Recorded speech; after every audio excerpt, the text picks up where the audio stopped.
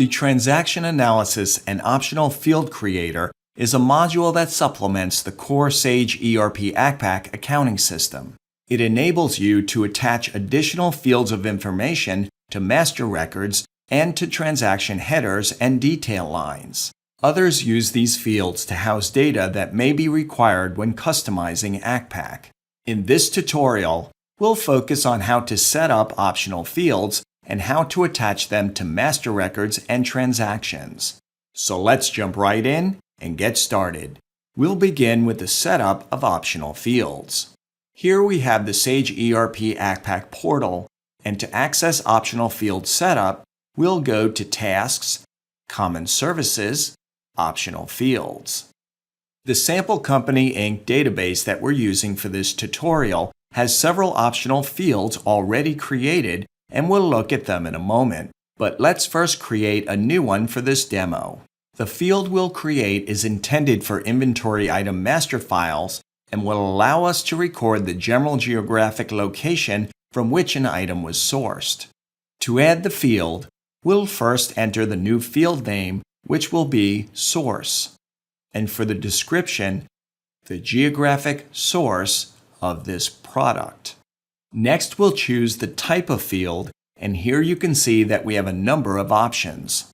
Depending on your selection here, the rest of the form will change accordingly. For example, for the data type text, we can specify the maximum number of characters that the field will allow. We'll enter 15 for our example. Moving on, you can choose to validate the field or not. If you enable validation, then you'll need to create the selections that the user must choose from. Further, you can allow blanks as a choice if you wish. We'll enable validation, and we won't allow blanks. Since our field will be validated, we'll now enter the selections that our users will choose from, and these will be local, domestic, and international. So we'll click in the value column and enter local, and the same for the description, then domestic, and finally, international. Now we'll click Add, and note that once you've added a validated field, you can't later disable the validation.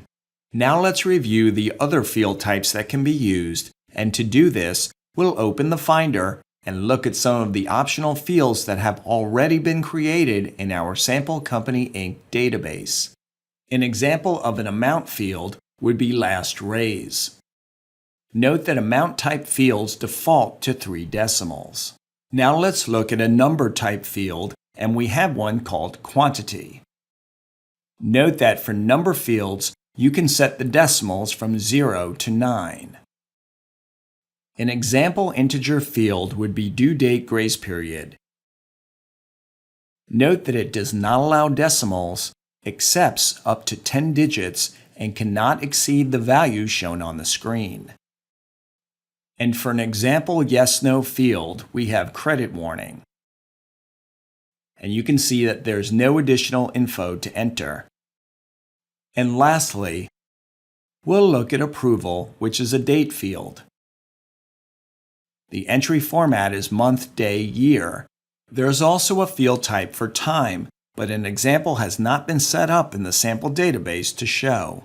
Now that you've seen how to create an optional field, let's now take a look at how they can be used.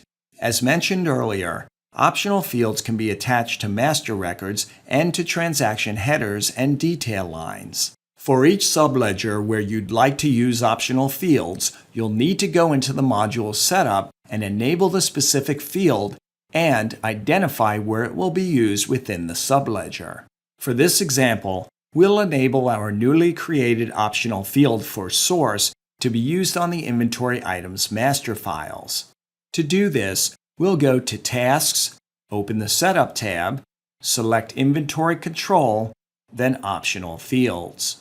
Opening the Optional Fields for selection list, here is where you identify where you want the optional field to apply. Note that this list will be different for each specific submodule. In this case, we want it to be used on item master files, so we'll select Items. Here you can see that the item's master file already has several optional fields associated with it. Now let's add the new optional field we just created called Source. To do this, we can place our cursor anywhere inside the grid and press the Insert key to add a new line. Here we'll type in our field name, Source. Now let's look at the options here. If you want a default value to be automatically inserted in the new record or transaction, you would enter it in the default value field. Notice that when we click in the field, the value set field automatically updates from no to yes. Let's open the Finder here, and you can see our selection choices, and we'll choose Domestic as our default value. The next field, Required, allows you to dictate whether it's mandatory for a user to complete this field before saving the record. If Required is set to yes, a default entry satisfies this mandatory requirement. We'll leave this set to no. The final setting here is Auto Insert. Choose Yes if you want the optional field to appear in new records and transactions. If you choose No, you can still insert it manually. In order to understand the auto insert behavior, we'll need to look at an item record. Before we do this, let's enlarge our window and click Save.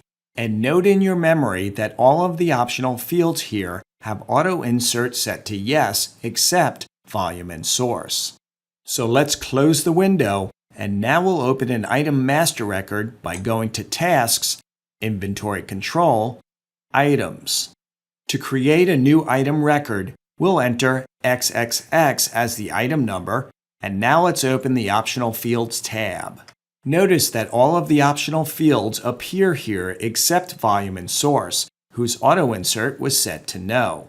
As we mentioned, you can still add them manually here, which we can do by placing our cursor in the grid and hitting Insert and typing in Source, or we could use the Finder.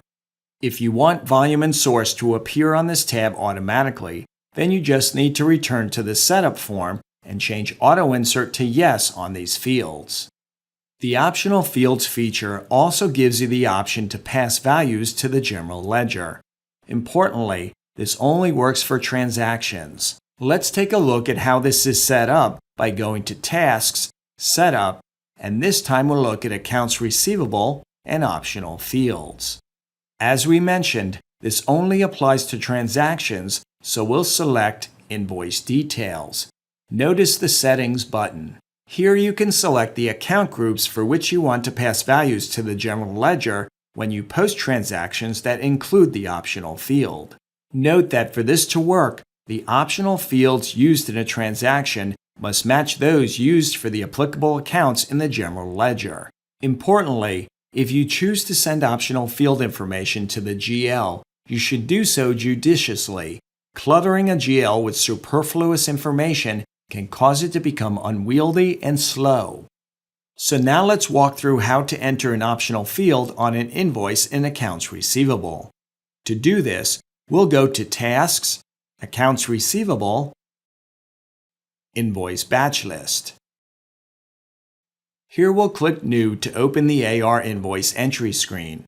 We'll enter customer number 1200, and we want to use items, which it has defaulted to, and now we'll drop down to the item grid. Let's open the Finder and select the first item, a swivel mounting bracket. Now we'll scroll over to Optional Fields and click to open the form. On the Color field, we'll open the Finder and we'll reposition it and select Black, and now we'll close the window. And this is an example of entering an optional field at the detail level on a transaction. We can also add an optional field to the header of this invoice by opening the Optional Fields tab. And to demonstrate, under the Courier field, we'll enter UPS. And that's how you enter optional fields on transaction headers.